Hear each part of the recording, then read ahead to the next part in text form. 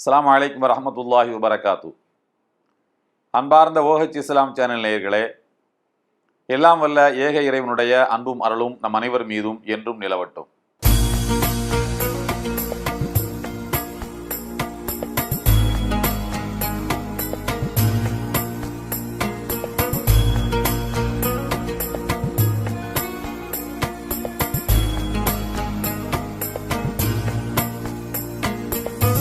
அல்லாஹு அக்பர்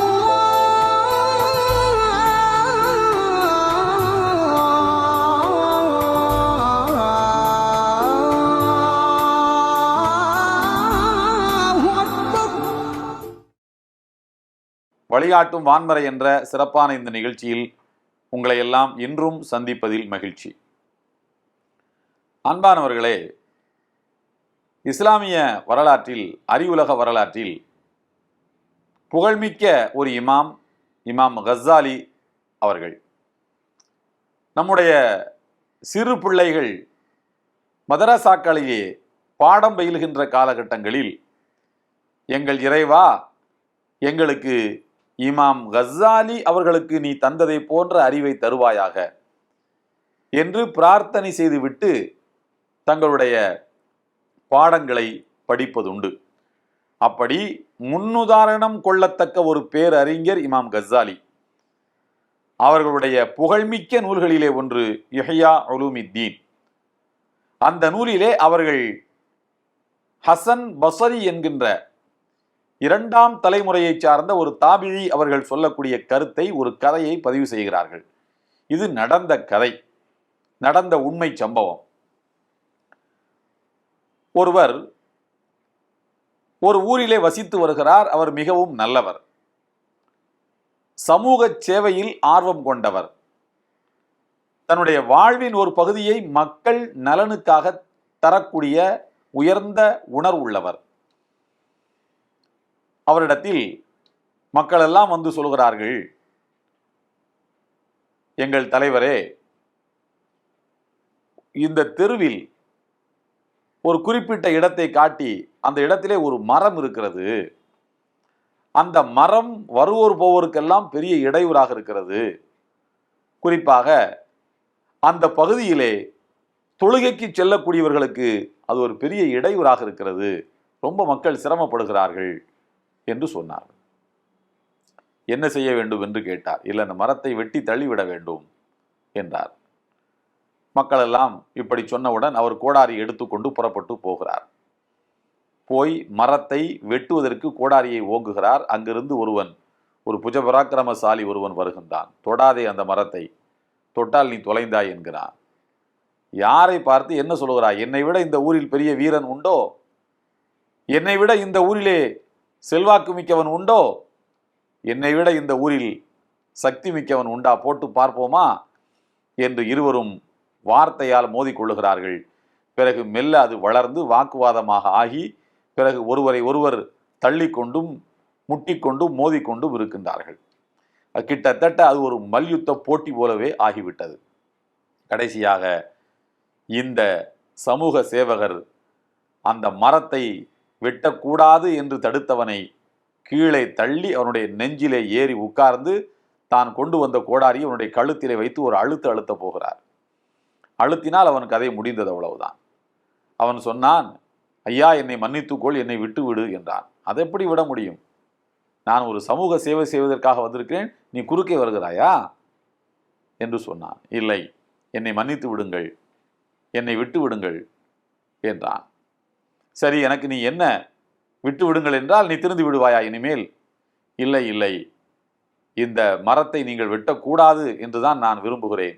அதற்கு பதிலாக உங்களுக்கு நான் தினந்தோறும் நீங்கள் இரவில் தூங்கி காலையிலே விழிக்கும் போது உங்கள் தலையணைக்கு கீழே 2 பொற்காசுகளை நான் வைத்து விட்டு போகிறேன்.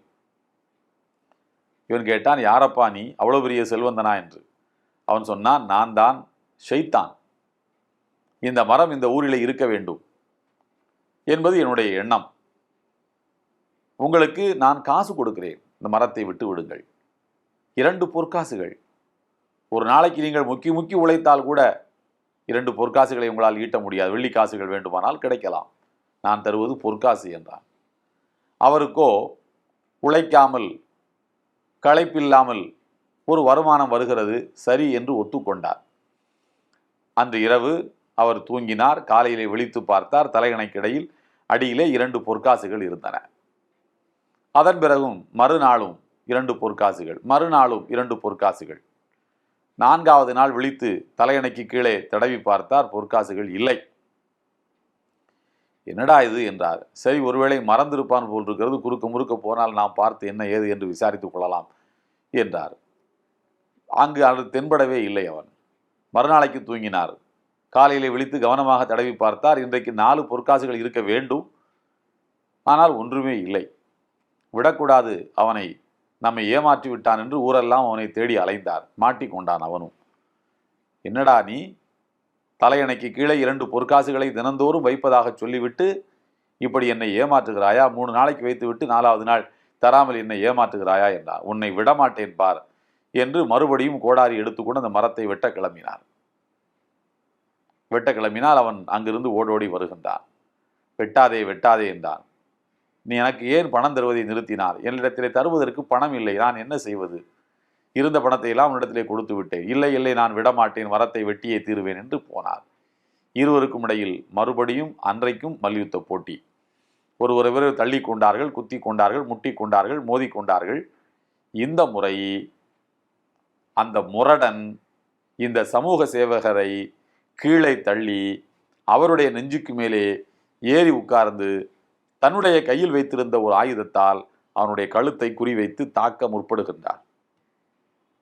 முற்படும்போது சொன்னார், உன்னை கொல்வது என்னுடைய நோக்கம் அல்ல. அந்த முரடன் சொல்கிறார், உன்னை கொல்வது என்னுடைய நோக்கம் அல்ல. நீ ஒரு நல்ல மனிதன், ஒரு நல்ல சமூக சேவகன். ஊரெல்லாம் உன்னை பாராட்டுகிறார்கள், வீரன் என்று, பராக்கிரமசாலி என்று சொல்கிறார்கள். உன்னிடத்தில் சமூக சேவை செய்ய வேண்டும் என்கின்ற எண்ணம் இருக்கும் வரையிலும் நீ வீரனாக இருந்தாய். உன்னை யாராலும் வீழ்த்த முடியாத அளவுக்கு பெரும் சக்தி உள்ளவனாக இருந்தாய், ஆற்றல் மிக்கவனாக இருந்தாய். நான் உனக்கு 6 பொற்காசுகள் தந்து உன் வீரத்தை நான் தின்று விட்டேன் என்றான். நான் கொடுத்தது என்னவோ தவணை முறையில் 6 பொற்காசுகள், தினமும் 2 2 என்று 3 நாட்களுக்கு 6 பொற்காசுகளை உனக்கு நான் தந்தேன். முதல் நாள் நீ மரத்தை வெட்ட வேண்டும் என்று வந்தாயே, அதிலே என்ன நோக்கம் இருந்தது? மக்களுக்கு இருக்கின்ற இடையூறை அகற்ற வேண்டும் என்கிற நோக்கம் இருந்தது. இப்போது நீ கோடாரியை தூக்கி கொண்டு இதே மரத்தை வெட்ட வேண்டும் என்று வந்தாயே, இப்போது உனக்கு என்ன நோக்கம்? பணம் கிடைத்து கொண்டிருந்த பணம் நின்று போனது, மறுபடியும் கிடைக்க வேண்டும் என்று பணத்துக்காக நீ வந்தாய். முதல் நாள் சமூக சேவை செய்ய வேண்டும் என்கிற எண்ணத்தோடு வந்தாயே, அப்போது நீ என்னை வீழ்த்தினாய். இப்போது 4வது 5வது நாள் பணத்துக்காக என்னை வீழ்த்த வந்தாயே, அப்போது நான் உன்னை வீழ்த்தி விட்டேன். பார்த்தாயா, பணம் இப்படித்தான் ஒரு மனிதனை கோழையாக்கிவிடும், வீரனிடமிருந்து அந்த வீரத்தை பறித்து விடும். இப்போது இந்த ஊரில் நான் தான் பெரிய வீரன். சரி, நான் யார் என்று உனக்கு தெரிகிறதா? என்னை இந்த ஊரிலே முன்பின் நீ பார்த்திருக்கிறாயா? இல்லை இல்லை, அன்றைக்கு பார்த்ததுதான், இப்போது 2வது முறை தான் பார்க்கிறேன், இதற்கு முன்னர் உன்னை நான் பார்த்ததில்லை. அவன் சொன்னான், நான் தான் ஷைத்தான், நான் ஷைத்தான். உன்னை உனக்கு காட்டுவதற்காக நான் வந்தேன். நீ சமூக சேவகனாகத்தான் இருந்தாய்.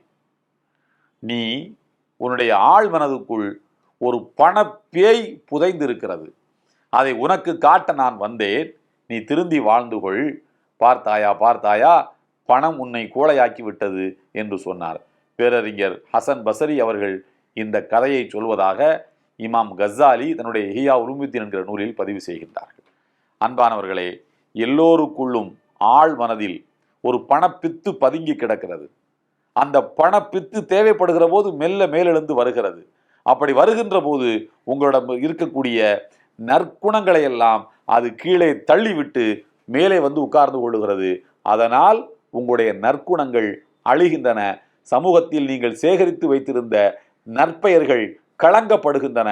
உங்களுக்கு நீங்கள் போர்த்தி வைத்திருந்த அந்த பொன்னாடைகளும் புகழ் மாலைகளும் இந்த பணப்பித்து என்கிற உணர்வால் கீழே தள்ளப்பட்டு நீங்கள் கெட்ட பெயரை சுமக்கின்றீர்கள். பணம் வாழ்க்கைக்கு தேவைதான், ஆனால் பணமே வாழ்க்கை அல்ல என்பதைத்தான் இந்த கதை நமக்கு உணர்த்தி காட்டுகிறது. எல்லாம் வல்ல ஏக இறைவனுடைய அன்பும் அருளும் நம் அனைவர் மீதும் என்றும் நிலவட்டும். இந்த வீடியோ உங்களுக்கு பிடிச்சிருந்தா லைக் பண்ணுங்க, ஷேர் பண்ணுங்க, கமெண்ட் பண்ணுங்க.